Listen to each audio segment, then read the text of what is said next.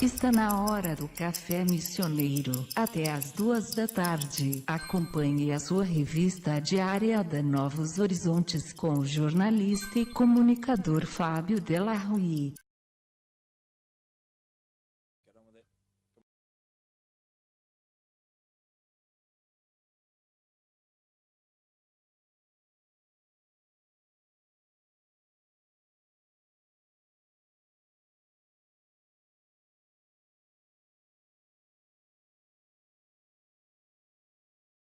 Café Missioneiro, a volta do grande advogado. Ele está aqui para conversar conosco sobre o mês do advogado. A partir do dia 1º, na sexta-feira, uma intensa programação será desenvolvida. Mas, diferentemente dos outros anos, este ano o grande acontecimento será uma tribuna livre. A gente irá explicar isso durante o programa. Boa tarde, Itaguaci. Um mês e pouco sem a tua presença aqui e algumas mudanças e algumas coisas continuam na mesma, né, Tagua? Boa tarde, Fábio. Boa tarde, ouvintes e telespectadores. Tens toda a razão, né? Passou-se um mês, um pouco mais, estivemos ausentes, não da nossa atividade profissional, exatamente em decorrência dos compromissos profissionais que por algumas vezes não pudemos aqui estar para comentarmos aqueles assuntos momentosos e que fazem parte do cotidiano da cidadania e também do exercício da advocacia. Eu me lembro que um dos assuntos que nortearam o nosso bate-papo aqui foi a questão da quarta vara aqui em Santo Ângelo, da transferência ou não para Canoas e tal. E a mobilização, ela funcionou, Itaguaci, ou em que pé está essa questão? Bom, vamos então fazer alguns esclarecimentos. Em relação à terceira vara da Justiça Federal, que havia notícias da sua transferência para Canoas, nos levou a uma forte reação em conjunto com os segmentos sociais relevantes, que culminou com uma audiência junto à presidência do Tribunal Regional Federal da 4ª Região, na presença e acompanhados do prefeito municipal, Luiz Valdirandes, do representante da Câmara de Vereadores, o Pedro Vaskiewski, o vereador, diversos magistrados federais e servidores, além do vice-presidente estadual da OAB, Luiz Armando Pellicer, onde, modo fraterno, mas verdadeiramente claro, estabelecemos uma profunda discussão, explicando tanto à presidência do tribunal quanto ao desembargador corregedor Paulo Vaz Brum da importância de manter este perfil e esta qualidade da Justiça Federal,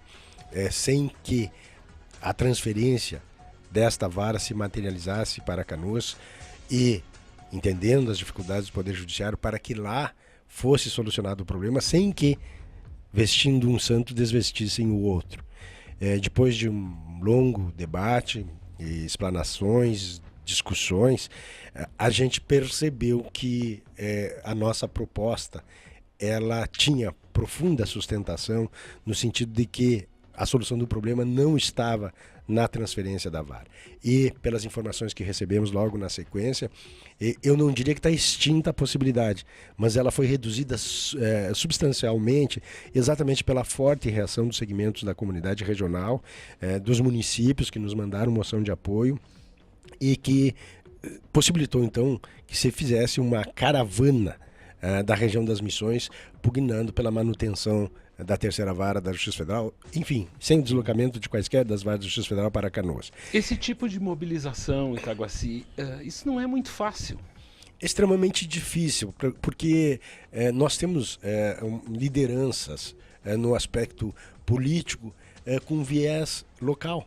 Né? Nós não temos deputado estadual, nós não temos deputado federal, né? Embora nós tenhamos tido apoio de alguns deputados, mas são deputados que eu sempre digo transeuntes, são deputados que passam por Santo Ângelo, né? E Mas o importante é que os demais segmentos da comunidade nos abraçaram de forma vigorosa e se fizeram presentes. Então, eu sempre digo isso, é que a velho e conhecido chavão de que a união faz a força, neste episódio ficou muito claro, funcionou. E os argumentos? Porque imagina-se que um dirigente de tão alto escalão, ele tenha recebido estudos, análise, para que tomasse essa medida. De que forma os argumentos são convincentes? Na verdade, nós nos deparamos com uma leitura numérica de caráter objetivo pelo juiz corregedor, pelo desembargador corregedor, Paulo Brunvasque, ali de Santiago, segundo ele missioneiro, mas me pareceu, e foi uma das questões que nós pontuamos, que a leitura dos números da forma proposta não condizia com uma outra variável indispensável para que se analisasse a divergência na distribuição de processos e no acervo, ou seja, a transferência de processos que ficam sem decisão de um ano para outro, no paralelo que era realizado entre Canoas e Santo Ângelo. Primeiro, que em relação à distribuição, Santo Ângelo não era de todas as circunscrições judiciárias da Justiça Federal do Estado, aqui tinha o menor número de distribuição. Ao contrário, tinha 5 ou 6 outras circunscrições judiciárias com menor volume de distribuição de processo.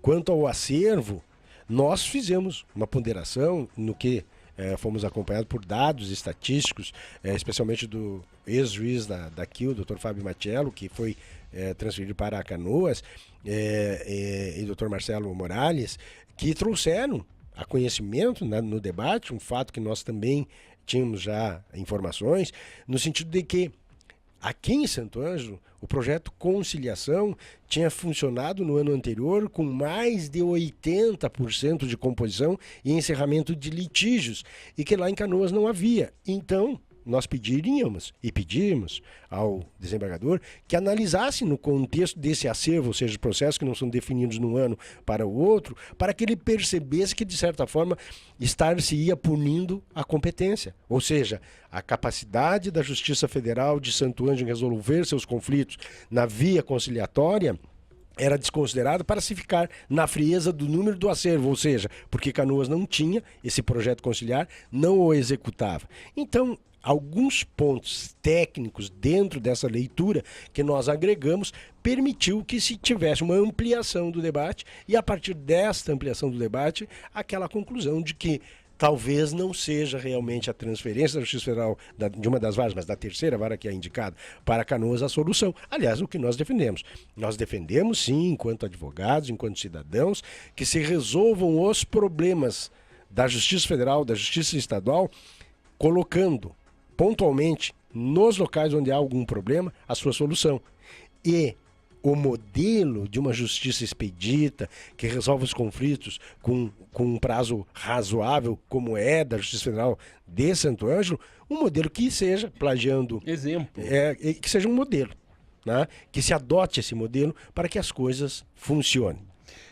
Só completando esse assunto, de que forma o processo eletrônico e esse bom exemplo que sai daqui, ele pode servir para que soluções sejam encontradas para outras cidades, outras comarcas? O procedimento eletrônico começou realmente na Justiça Federal e ele traz uma característica muito peculiar. Se há uma necessidade de um apoio logístico de trabalho, não há necessidade de transferência de uma vara. Ela pode fazer uma atuação compartilhada e resolver os problemas de modo emergencial lá de Canoas, mediante cumprimento das determinações que sejam proferidas pelo juízo, pela sugestão, pela excelência da gestão, pela adoção do sistema de conciliação. Enfim, são ferramentas do mundo moderno que devem ser utilizadas de modo expedito em favor da cidadania. É o que nós defendemos e que deixamos lá muito claro, e me parece, pelo menos no pronunciamento do presidente da RF, a DAC, não lembro o primeiro nome do desembargador, ficou muito claro que ele também entende que realmente a mera transferência não era a solução que eles próprios estariam buscando e defendendo. Então nós saímos neste episódio de certa forma satisfeitos porque fomos ouvidos, tivemos uma firme presença da OAB do Estado com o vice-presidente Luiz Pelizer, que também Sirmanon, na nossa linha de discurso para dizer que a OAB é parceira para abrir varas da Justiça Federal, não para transferir ou fechar. E é por aí porque nós, quanto mais acesso o cidadão tiver ao Poder Judiciário, maior será o exercício da cidadania. E quem vai ganhar com tudo isso é o cidadão no exercício dos seus direitos. Outra questão que a gente levantou na última vinda do Itaguaci aqui, e inclusive isso foi tema de reportagem no nosso site, mostrando as dificuldades no andamento dos processos, no próprio processo dentro do Fórum de Santo Ângelo, uma das bandeiras, enfim, das lutas da OAB, para que o advogado também tenha um ambiente melhor para se trabalhar, para o exercício da sua profissão. Este tema, observando a programação que inicia na sexta-feira, será o principal tema que norteará esse mês do advogado, através de uma tribuna livre, que a gente vai explicar no decorrer do programa. Mas nesse primeiro momento, quando a gente começa a falar sobre esse assunto, Itaguaci, o que mudou em relação a um mês e meio, 2 meses atrás, a situação do Fórum? Olha, Fábio, eu quero dizer, em primeiro lugar, que a longa data se vem, e agora falando do Judiciário Estadual, né, porque a primeira fase nós falamos da Justiça Federal, Justiça Federal e Justiça do Trabalho, pelo menos nas informações que temos enquanto presidente da subsecção local, as coisas têm acontecido e têm fluído, os processos têm andado, observando aquele princípio constitucional de uma razoável duração do processo, que é um tempo tolerável para que os processos se resolvam. Mas, na Justiça Estadual, a cada ano a situação se agrava um pouco mais, quer pela demanda crescente que os cidadãos de direitos buscam efetivamente o Poder Judiciário Estadual na busca da resolução de seus conflitos, quer pela fragilidade estrutural, onde o Poder Judiciário não tem condições de fazer frente a essa demanda crescente, quer pela falta de servidores, quer pela falta de juiz ou pela transferência em promoção e remoção. E isto tudo permitiu já há 1 ano, 2, 3 anos atrás, ao ex-presidente Cláudio Lamarck dizer que o Judiciário Estadual se encaminhava para o caos. E estudos estão a apontar realmente que se está no limite. E nós, vejam bem como as coisas são, nós tivemos a criação da 4ª Vara Cível. Né? E até agora, inclusive hoje pela manhã, subscrevi ofícios direcionados à direção do foro local e à presidência do Tribunal de Justiça, solicitando informações para que se tenha uma noção e uma ideia da materialização, ou seja, da instalação efetiva da 4ª Vara. Mas nesse interim do 1 mês e meio ou 2 meses que não estive por aqui, o que mudou para pior? Os juízes Fábio Welter, da 1ª Vara Criminal, o Carlos Eli Fontela Júnior, da 1ª Vara Cível, e a doutora Fernanda Aior, da 3ª Vara Cível, os 2 primeiros por promoção, foram transferidos para Santa Maria, onde já assumiram e estão trabalhando, e a doutora Fernanda foi, se não me falha a memória, ou para Gravataí ou por ali, na Grande Porto Alegre. E desde que isso se materializou em junho, até a presente data, nós temos notícias de que poderão vir 3 novos magistrados para substituir estes que foram. Mas há uma outra informação paralela, e por isso o pedido de informações oficiais, de que esses magistrados só virão para cá depois do pleito eleitoral de outubro. Então, essas questões, nós já vivenciávamos um momento de profunda dificuldade do exercício profissional, uma verdadeira angústia de cada cidadão e de cada colega, porque evidente que sem juízes, por mais valorosos, determinados, colaborativos, profissionais qualificados, que são os demais juízes que permanecem, por maior boa vontade deles, esta perda de 3 magistrados significa um acréscimo substancioso de processo que certamente os titulares das outras varas, atuando só como substitutos, eles não têm tempo nem condições de fazer essas análises. E isso se repercute negativamente no quê? Na falta de prestação de jurisdição, na falta de solução dos processos. E aí vem aquele velho e problemático embate.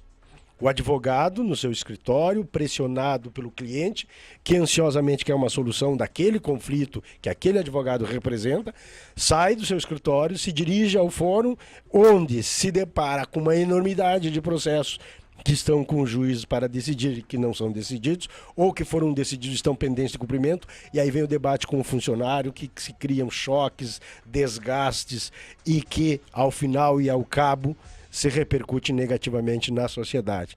Então nós temos o funcionário estressado, pressionado, desgastado por essa questão, a ausência de juízes, que traz a falta da jurisdição, e o advogado como o representante da sociedade no meio deste turbilhão.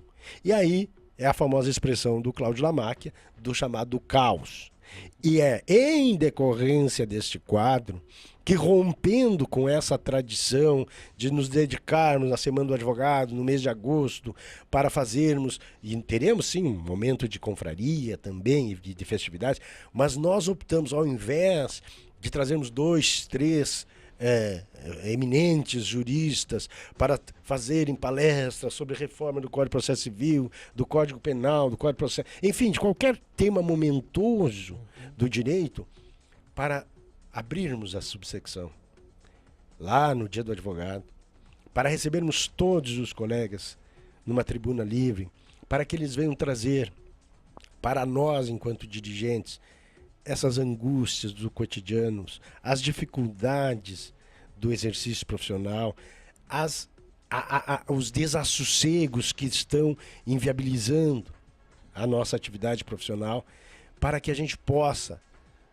disso tudo, colher todos esses subsídios para fazermos uma cruzada, buscando nos irmanar com outros segmentos, mas especialmente com outras subsecções da região, para que nós possamos usarmos a estrutura do Estado da nossa subsecção, para que nós possamos termos uma conversa com a Presidência do Tribunal de Justiça e apontarmos soluções. Nós não queremos fazer o debate pelo debate para apenas recebermos dos colegas ou marcar a data, os desassossegos, ou fazer um momento de profundas discussão, sem que de lá se colham subsídios para sairmos de forma proativa e em busca concreta de soluções. Estamos diante do caos? Estamos. O que fazer? Este é o desafio.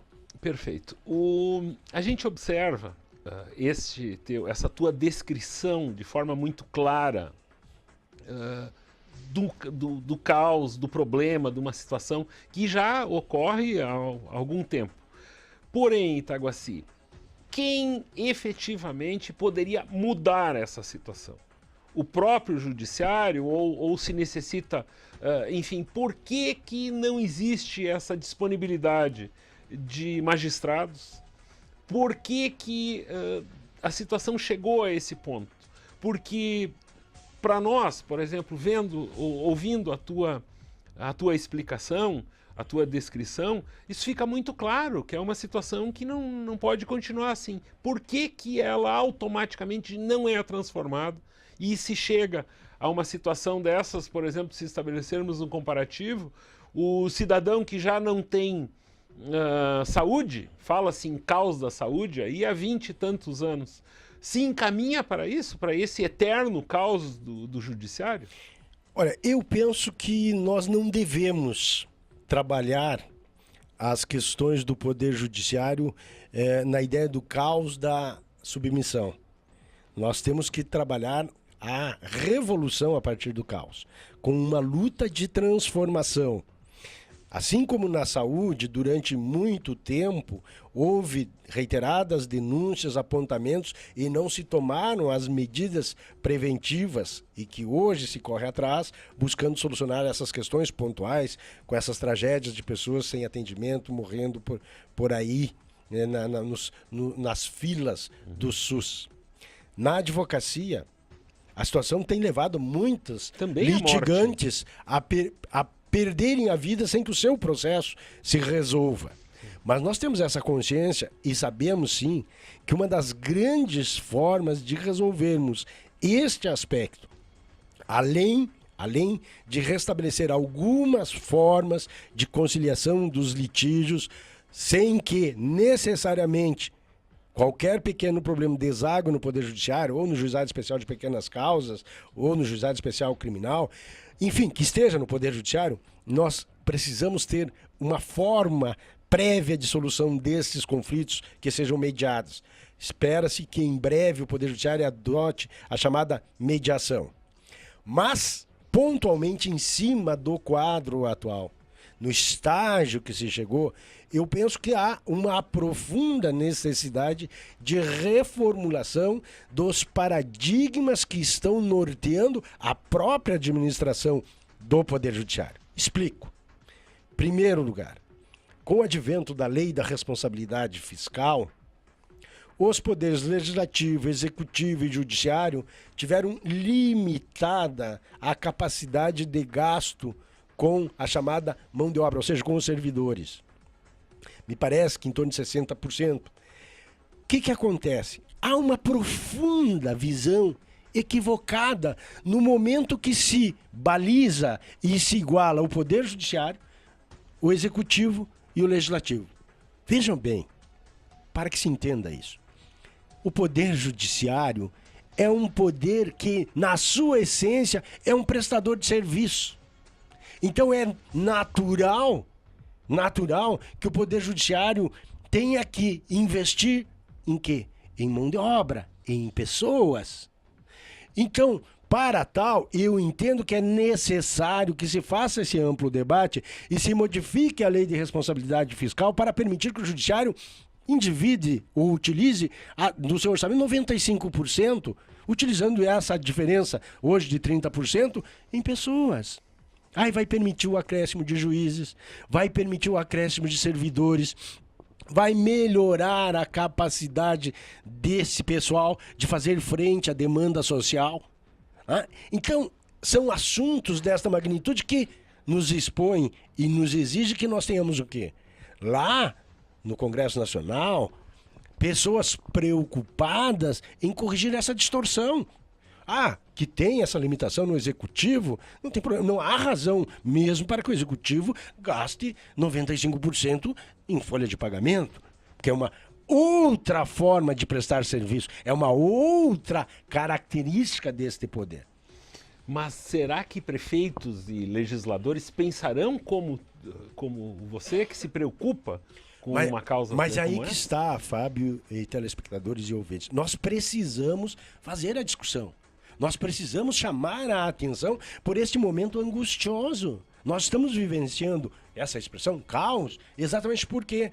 Porque lá atrás não se trabalhou com a projeção. Eu recordo, eu sou da geração que vivenciou os horrores da ditadura, mas que se trabalhou tanto pela democratização do país, e recordo que em inúmeros congressos que fiz, o grande sonho nosso, dos advogados, dos componentes do Poder Judiciário e do Ministério Público, é que se buscasse resolver o cidadão de bem, seus conflitos, ao invés de pela via própria, através do Poder Judiciário.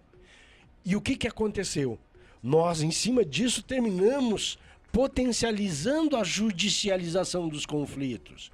E agora nós precisamos, com esse excesso, minimizar um pouco e reestruturarmos o Poder Judiciário no seu todo.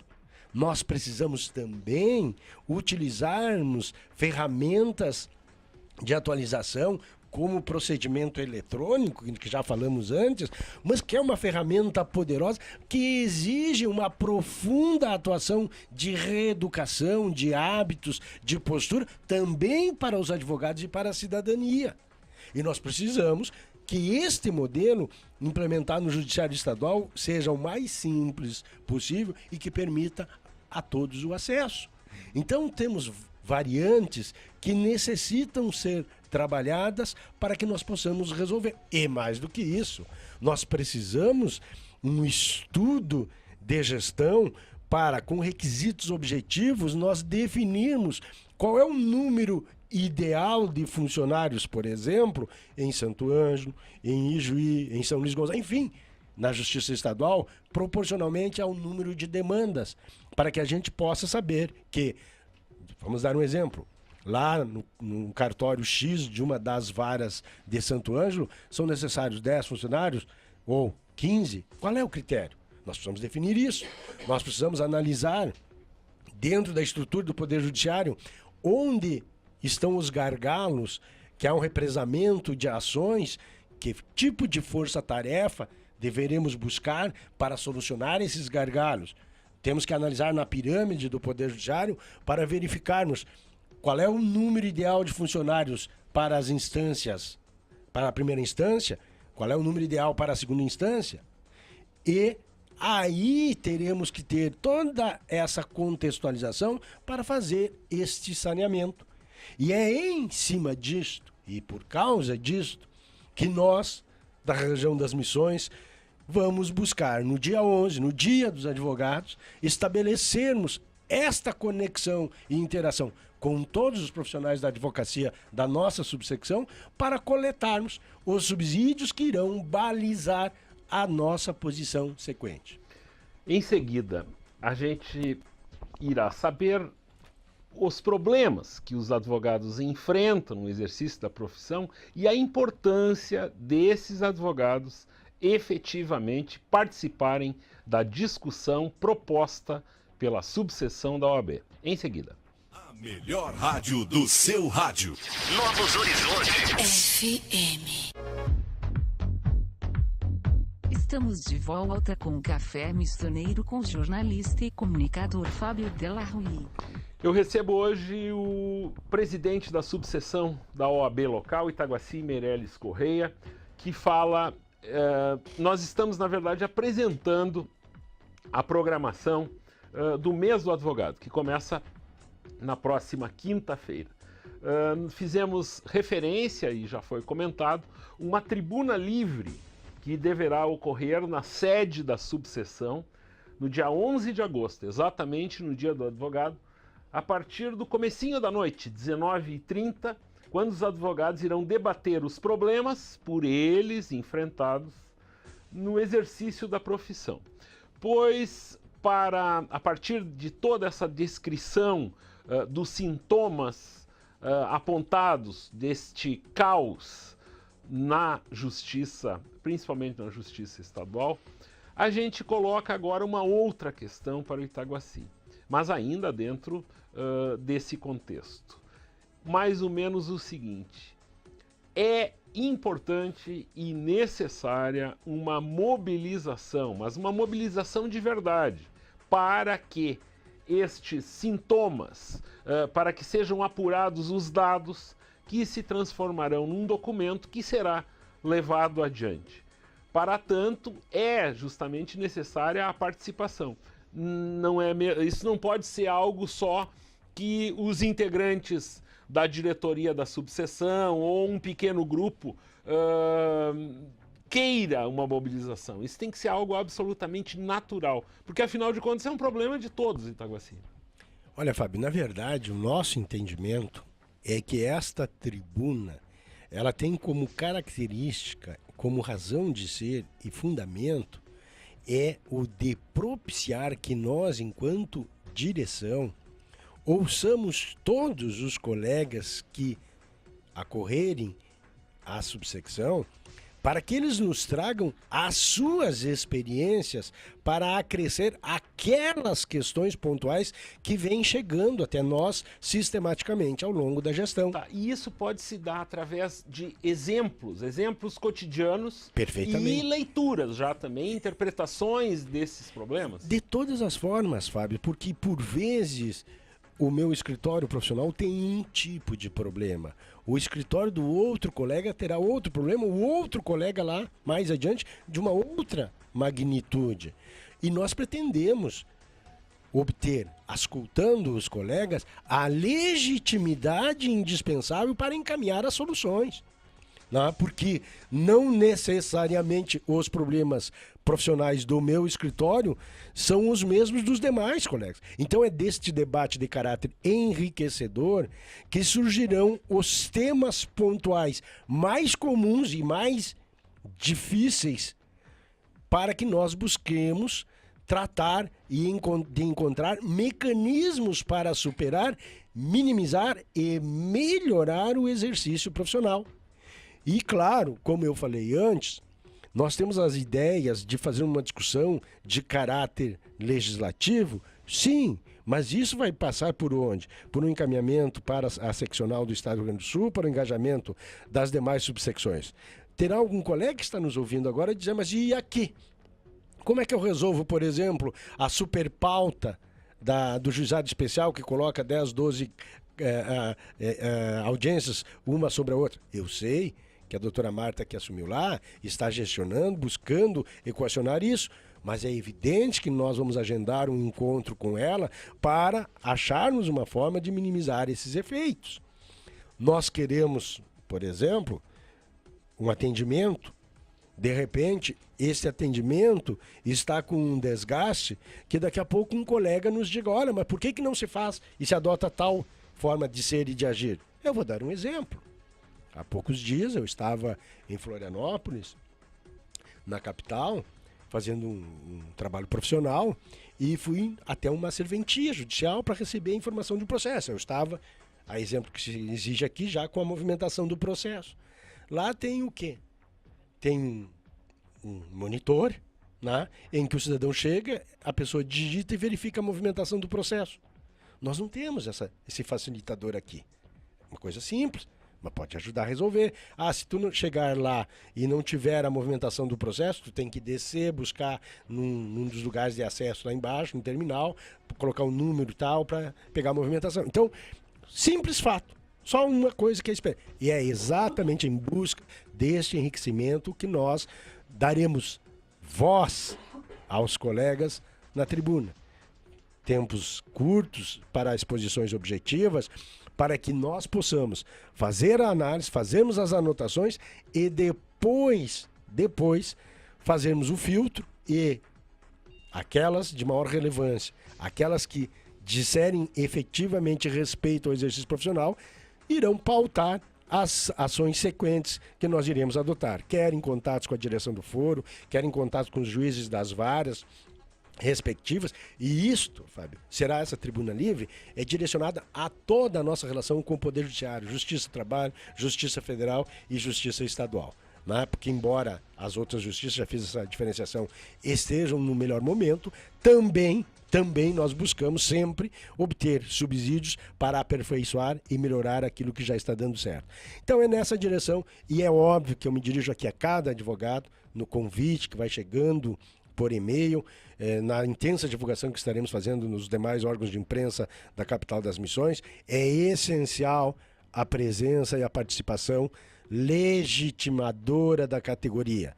Nós queremos a sede da subsecção completamente lotada de advogados, porque exatamente nós entendemos que este é um momento pontual nas relações dos advogados com a subsecção para nos propiciar, enquanto dirigentes, encaminharmos as soluções que certamente serão morosas, serão, mas se nós não dermos o pontapé inicial aqui, elas tenderão a se eternizar sem solução. E nós queremos, sim, começar a encaminhar soluções. Itaguaci Meirelles Correia, o presidente da subseção da OAB Santo Ângelo, fazendo uma conclamação aos advogados para que estabeleçam as prioridades, as demandas, os comentários, as críticas, que organizem essas sugestões para um grande debate, uma tribuna livre que deverá acontecer na sede da subseção no dia 11 de agosto, a partir das 7h30 da noite. A programação do mês de advogado terá também, no dia 15 de agosto, a partir das 20h30, o tradicional jantar-baile comemorativo ao Dia do Advogado. O buffet estará a cargo da Chica Sperling e a animação da banda Balança Brasil. Isso acontece no Salão de Festas do Clube Gaúcho. Além disso, serão desenvolvidas atividades desportivas, como o torneio de futebol 7, que o Itaguaci está entregue ao departamento médico há anos, né? Mais ou menos. Como é que é isso, Itaguaci? Pois é. Ele teve que ir agora. Vamos ver se serei liberado ou não. Ok. Também o tradicional torneio de canastra, um passeio ciclístico no dia 10 de agosto, o Dia dos Pais, com saída na Praça Leônidas Ribas, a partir das 10 da manhã, e com participação aberta a todos os interessados. Também o tradicional torneio de canastra, que começa, as inscrições vão até o dia 1º, na sexta-feira, na sede da subseção, em duplas, né? E daí depois os dias das partidas, isso aí também é algo absolutamente tradicional, né, Itaguaci? A canastrinha. Na verdade, o diferencial desta programação é o passeio ciclístico. As demais são atividades normais, naturais e corriqueiras do mês do advogado. Nós teremos a tribuna livre como algo inédito e diferente, e o passeio ciclístico. E temos também o churrasco, lá no dia 23, a partir das 11h30 da manhã, na sede campestre do Clube Gaúcho. Essa festa é uma festa que a gente sabe que vai longe também, né, Itaguaci? Fabinho, nós estamos definindo, inclusive, eu ainda não tive condições, mas provavelmente hoje e amanhã, teremos uma palestra sobre certificação digital, uma nova ferramenta de trabalho nesse mundo eletrônico, que será proferida pela diretoria da CertSign, que tem uma sede, que tem uma servidora, uma funcionária dentro da secção fazendo a certificação, a assinatura digital dos advogados, e que vão discorrer em torno entre 40 a 50 minutos sobre o tema, sobre os benefícios de sermos advogados com assinatura digital. E nós esperamos também contar com a presença dos colegas lá, porque entre o deleite, né, e o ócio, nós temos que ter um pouquinho esse cuidado, porque essas informações elas precisam chegar cada vez mais aos profissionais da advocacia, porque a atualização é hoje indispensável. E a assinatura digital ela veio de modo definitivo como parte do nosso cotidiano. E não só para os advogados, isso que é o interessante. Outros segmentos da sociedade já se deram conta também que não tem saída e obviamente, terão uma certificação. E a certificação digital não é essencialmente aos advogados a assinatura. É para todos os demais segmentos da sociedade que queiram. Mas nós teremos este espaço na nossa comemoração para explicar aos colegas como é que funciona. Na verdade, as pessoas não sabem bem o que é isso ainda, né? Um segmento já entendeu, mas... É uma ferramenta nova e que ela veio para ficar como integrante do nosso dia a dia. E o termo mais correto não poderia. É uma assinatura digital individual, né, para cada um. Protegida, né? Para que cada um possa manusear seus recursos, utilizar do peticionamento eletrônico, enfim, os benefícios são absolutos. Aliás, impensável hoje, no mundo do direito, a inexistência da certificação digital. E sem falar na questão de fraudes, enfim, né? Aí já é outro campo, mas tem uns espertinhos aí que se escondem na internet, achando que podem fazer qualquer tipo de comentário e não serão descobertos. Num futuro muito próximo, qualquer comentáriozinho desses idiotas que a gente vê por aí o dia inteiro, dá para se dizer, né, Itaguaci, isso vai sumir ou eles serão encontrados. Eu sempre digo que eu sou um eterno e extraordinário defensor da liberdade de imprensa e para mim, de qualquer forma de comunicação, mas sempre digo que ao lado disso há responsabilidade. Né? Ninguém pode se imaginar inatingível ou que ostenta um salvo-conduto para, de alguma forma, atingir a honra alheia. E tem gente ainda, em 2014, que se esconde atrás de um terminal de computador achando que não será encontrado, né? Isso é um verdadeiro... E a gente não está falando em meias palavras, nós não estamos falando de ninguém. Não, mas apenas para dizer que essa é uma figura que se utiliza de uma ferramenta moderna de forma desatualizada. Sim. Porque a forma de identificar é tranquila, basta chegar na origem do IP. Perfeito. Nós vamos a um brevíssimo intervalo e a gente volta aqui para terminar o assunto com o Itaguaci, para falar sobre um termo utilizado por ele na semana passada e que chamou muito a atenção. O termo é o denuncismo. Nós já voltamos. A melhor rádio do seu rádio. Novos Horizontes. FM. Estamos de volta com o Café Missioneiro com o jornalista e comunicador Fábio Della Rui. Depois de assuntos tão sérios, eu me reservo o direito de brindar os nossos radiovintes, que se bem que o nosso último assunto é muito sério. Mas antes disso, eu quero perguntar para o Itaguaci, quem será o técnico do Grêmio? Olha, eu tenho a expectativa que seja o Tite. Eu acho que o Grêmio precisa, nesse projeto de modernidade, se atualizar. Nós precisamos de um técnico cascudo, né, como todo bom gremista, para colocar a casa em ordem. Porque ontem foi um verdadeiro filme de terror assistir aquele time de futebol e a absoluta falta de relação, de entendimento dentro do que o treinador pensou e o que os seus jogadores executaram dentro de campo. Até no 0-0, aquele com o Goiás, o time jogou, mas muito melhor, porque aquele jogo foi 0-0, mas o time pelo menos nos enganou, né? Mas na verdade eu penso que esses 45 dias de recesso no Grêmio foram utilizados somente no deleite e no ócio, porque eu não vi dentre a retomada do campeonato, um mínimo de organização e definição de uma postura tática, ao menos de você compreender que aqueles jogadores ali treinaram. É um bando de louco correndo, parece aquelas peladas que se faz na praia, onde vai a bola, vai todo mundo atrás. Muito bem. Falou-se em Filipão, hoje pela manhã, um grupo inteiro aí em campanha para que se traga o Sabella, né, Sabeja,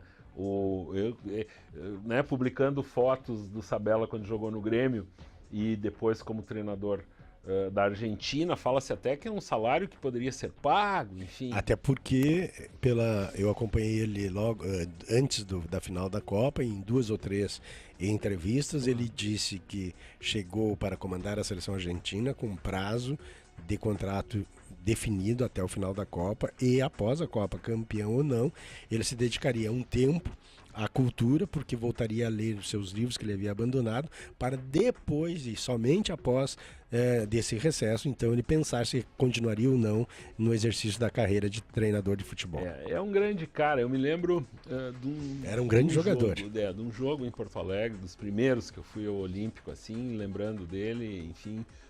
Agora na Copa me voltou essa lembrança e algo interessante. Pois o nosso último assunto é um comentário sobre um termo que eu até fui, de uma certa forma, reprimido por aí, porque gostei muito, né? Na semana passada o Itaguaci foi citado aqui, nesse mesmo espaço aqui, no dia que o Luciano Nascimento esteve aqui, falando sobre uma indústria que se criou aqui, a indústria do denuncismo, que esse termo é um termo cunhado, ou enfim, introduzido por Itaguaci Meirelles Corrêa. Com a palavra, para concluir o Café Missioneiro, Itaguaci fala sobre o denuncismo. Bom, na verdade, Fábio, esse denuncismo, ele remonta a Goebbels, né, na Segunda Grande Guerra, que de modo magnífico ensinava que uma mentira tantas vezes repetida torna-se uma verdade. E, de forma mais moderna, nós chegamos ao denuncismo como este mecanismo poderoso que algumas instituições ou entidades sérias se utilizam para, de alguma forma, vincular pessoas desvinculadas a determinados fatos que, em tese, possam ou não ter uma origem criminosa. Aliás, eu tenho, inclusive, alertado os segmentos da imprensa sobre uma necessidade saudável do exercício da liberdade de imprensa, de receber dessas fontes este denuncismo e assegurar ao denunciado o direito ao contraponto, para que esta denúncia seja tida e a vida apenas como uma proposição em busca de alguma coisa, e não como uma definição de que aquele objeto da denúncia seja efetivamente algo concreto e verdadeiro. O denuncismo é uma premissa, é uma projeção de algo que possa vir a se confirmar ou não. Porque quem define se a proposta denuncista é real e verdadeiro no processo penal é o Poder Judiciário na sentença do juiz. E é por isso que eu digo que a imprensa tem que ter o cuidado com a forma denuncista, porque raríssimas vezes, para não dizer nunca, a imprensa traz a público depois que aquela denúncia lá no judiciário foi julgada improcedente porque não houve a confirmação do projeto original denunciado. Então é nesse sentido que eu falo que temos todos como cidadãos de direito que temos cuidado, muito cuidado, ou recebermos com uma crítica severa e parcimônia o denuncismo. E o denuncismo leva a julgamentos precipitados, porque é mais ou menos a mesma linha, né? Que imediatamente, a partir de um meio de comunicação se valer desses dispositivos, quem lê sem interpretar ou sem muito pensar sobre isso, só apenas consumindo uma notícia, imediatamente toma um partido. Mas por isso que eu estou pedindo que a imprensa tenha esse cuidado e a sociedade como um todo tome cuidado e evite de proferir julgamentos e juízos a partir de uma visão denuncista. Porque nem sempre o objeto denunciado tem sustentação na realidade fática. Eu poderia, pela minha experiência, citar inúmeros, variados, incontáveis casos em que o denuncismo deu com os burros na água. Mas isso seria para uma outra embora ele dê com os burros na água, pouca gente fica sabendo daí, né? Porque aí entra aquilo que eu cobro da imprensa no exercício da sua liberdade, do seu dever de bem informar. Noticiou o denuncismo. Noticia o resultado final da demanda, a disputa no judiciário. Esse é um dever, mas eu não consegui, por isso que eu falei antes, eu não consegui ainda verificar na imprensa esta maturidade de trazer a público a notícia denuncista e a solução do conflito que vai se estabelecer no Poder Judiciário. Eu poderia dizer vários casos, só uma referência sem citar nome. Aqui em Santo Ângelo, inclusive, houve uma prisão de um menino, de um jovem, vinculado à administração pública no passado recente, que foi preso, denunciado, levado à sua residência. Algemado, publicado pela imprensa e tal, e sequer foi denunciado. Não houve uma linha na comunicação social para informar esse episódio, ou seja, de que tinha havido um tremendo equívoco, um profundo descuido da área da investigação. Apenas para estar, poderia estar tantos. Muito bem, este Itaguaci Meirelles Correia, ilustrando o nosso café missioneiro desta segunda-feira. 19 graus em Santo Ângelo, o céu está limpo, a temperatura, a sensação térmica é de 21 graus. São 2h05, estamos atrasados para entregar a programação para Vivian Ferraza. O meu boa tarde e até amanhã. A melhor rádio do seu rádio. Novos Horizontes. FM.